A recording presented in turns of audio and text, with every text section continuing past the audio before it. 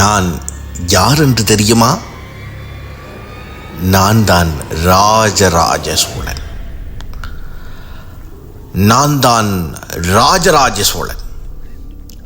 அருண்மொழிவர்மன் என்கின்ற இயற்பெயர் கொண்ட நான் எப்படி ராஜராஜ சோழன் ஆனேன் தெரியுமா? சொல்கிறேன், கேளுங்கள்.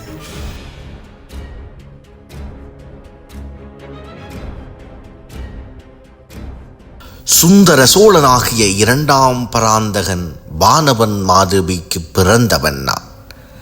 கிறிஸ்துக்கு பிறகு 985 ஜூன் திங்கள் 25ஆம் நாள் அரசு கட்டிலில் ஏறினேன். ஆட்சிக்கு வந்தபின் சோழர் மரபும் நிர்வாகமும் இராணுவமும் நிலைபெறச் செய்தேன். அரசாங்க அமைப்பு, தரைப்படையையும் கடற்படை விரிவாக்கத்துக்கான உட்கட்டமைப்பையும் ஏற்படுத்தினேன். இக்கட்டமைப்பு கொண்டு வலிமை மிக்க பேரரசை உருவாக்க எண்ணினேன். அதில் வெற்றியும் கண்டேன். எனது ஆட்சியில் ஓவியம், சிற்பம், நாடகம், நடனம், இசை, இலக்கியம் என்று பல கலைகள் நன்கு வளரத் தொடங்கின. நானே தில்லையில் மீட்டெடுத்து தேவார திருமுறைகளை நாடு முழுவதும் பரவச் செய்தவன்.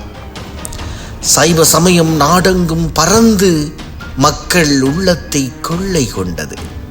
சோழ பேரரசை உண்டாக்கி தமிழை அரியணை ஏற்ற பெரும் படை திரட்டினேன். அப்படை நான் நினைத்தது யாவும் தடையின்றி செய்து முடித்தது.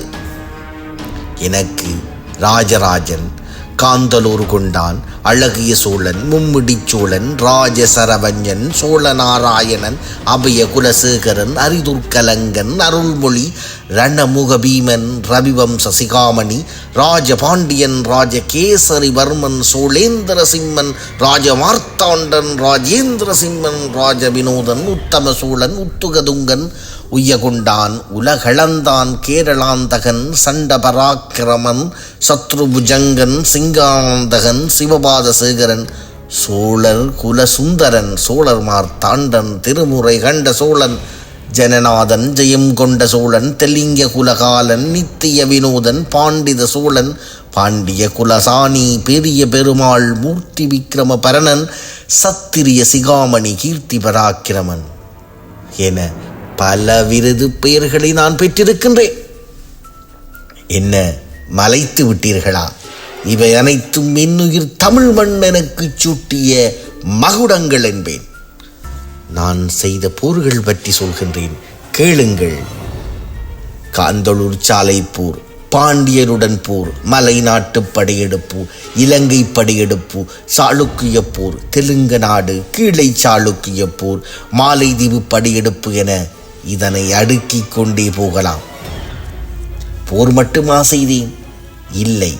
சிவபக்தனான நான் என்றும் வரலாற்றில் நிலைத்து நிற்கும் வண்ணம் பெருமானுக்கு கோவில் எடுக்க எண்ணினேன். தஞ்சை பெரிய கோவிலை கட்டினேன். எனினும் நாட்டில் இருந்த எல்லா சமயங்களையும் மதித்து நடந்தேன். நாகப்பட்டினத்தில் புத்தபிகாரம் கட்ட பொருளுதவி புரிந்தேன். என் கீழிருந்த சிற்றரசர்களுக்கும் மக்களுக்கும் தாங்கள் விரும்பிய மதத்தை பின்பற்ற உரிமை அளித்தேன். புதிய சிவன் கோவில்கள் பல கட்டி பாடல் பெற்ற பல கோவில்களை கற்றளிகளாக மாற்றினேன். தஞ்சை பெரிய கோவில் தமிழர் கட்டிடக்கலையின் உயர்வுக்கு சான்றாக இன்றும் தலை நிமிர்ந்திருப்பதை நீங்கள் அறிவீர்கள் அல்லவா?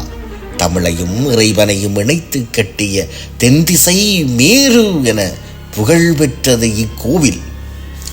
ராஜராஜ சோழனாகிய எனது ஆட்சியில் சோழ நாடு முழுவதும் உள்ள நிலங்கள் தரவாரியாக பிரிக்கப்பட்டு சரியாக அழைக்கப்பட்டு முறையான நிதி நிர்வாக கட்டுக்கோப்புக்குள் கொண்டு வரப்பட்டது. சோழ பேரரசின் விரிவாக்கத்திற்கும் பாதுகாப்பிற்கும் பராமரிப்பிற்கும் வெளியுறவு தொடர்புகளுக்கும் தேவையான நிலையான இராணுவத்தை பலம் மிக்க கடற்படையும் உருவாக்கப்பட்டன. இவை மட்டுமல்ல, கலை இலக்கிய புலவர்களுக்கு புரவலராக இருந்தேன். இதனால் பல்கலை ஓங்கிய இடமாக தமிழகம் மிளிர்ந்தது. முக்கியமாக ஒன்றை நான் சொல்ல மறந்து விட்டேன். எனக்கு ராஜேந்திரன் என்னும் மகனும் குந்தவை என்னும் பெண் மகளும் இருந்தனர். என் கனவுகளை நனவுகளாக்கி பிற்காலத்தில் தமிழர் புகழை ஓங்கச் செய்ததில் இவ்விருவருக்கும் நிறையவே பங்குண்டு. புலிக்கு பிறந்தது பூனைகளாகுமா? உண்மைதானே. என்ன, நான் உண்டாக்கிய பேரரசு ஏறக்குறைய 200 ஆண்டுகள் நிலை பெற்றிருந்தது. எனது தந்தையிடமிருந்து நான் எப்படி போர் தந்திரங்களையும் ஆட்சி அமைக்கும் நுட்பத்தையும் கற்றேனோ, அதேபோல் எனது ஆட்சி காலத்திலேயே எனது மகன் ராஜேந்திரனை பெருவீரனாக்கினேன். ராஜேந்திரன் பின்னாளில் கடற்படை செலுத்தி கடாரம் கை கொண்டான். என்னை விட பல மடங்கு உயர்ந்து தமிழர் புகழை உலகம் பரப்பிய சோழர் ஆட்சியை பொற்காலமாக்கினான் என் மகன் ராஜேந்திர சோழன். தெற்காசியாவை ஆண்டு உலகை வென்று வெற்றி வீரர்களான நம் தமிழ் குடி இன்று வாழ வழியின்றி நாடின்றி அடிமையாய் அகதியாய் சுற்றித் திரிவது வேதனையிலும் வேதனை. உங்களிடம் இறுதியாக ஒன்றே ஒன்று சொல்கின்றேன். வீரம் அது எம் குடிப்பிறப்பு. ஒற்றுமையாய் ஓரணியில் திரளுங்கள். அறிவையும் ஆற்றலையும் பயன்படுத்துங்கள். நிச்சயம் நாளை உலகில் தமிழர் கொடி பறக்கும். தமிழே உலகை ஆளும். வாழ்க தமிழ், வளர்க தமிழ் குடி. வாழ்க தமிழ், வளர்க தமிழ் குடி.